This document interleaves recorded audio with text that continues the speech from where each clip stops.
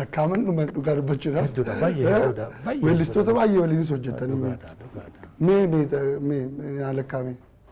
Maal jeetan si lakkaa'aniin albama guutuu hojjete baay'eedha.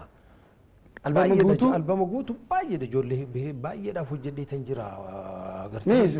Geetaachoo Hayilamaariyaam Gabii Ida'oo Abbaa Keetii jechuudha. Kan inni irraanfachuu hin dandeenye immoo Jaamboo Jootee fa'aa Jaamboo Jootee albama isaa guutuus anumatu saaksiidhaan hojjetee singilii lama qaba singilii lama sanis anumatu hojjeteef bareedota jechuudha. Meelbaa fi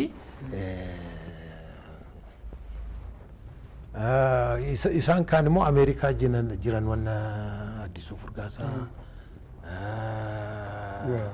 Adnaan Muhammad fa'aa isaan kaniin isaaniif hojjedhe qilleensarra nu oolle amma ture erga isaan deeman amma achitti jiran hin baane jechuudha. Kan hin baane.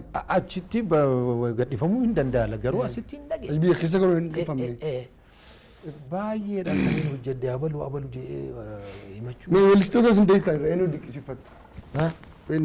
Ali Doktor Ali Birraa doktorii miti inni profeesarii kan ta'uu qabudha. Isa muuziqaa keessaa muuziqaa inni taphatu eenyutu taphata biyya keenya keessatti.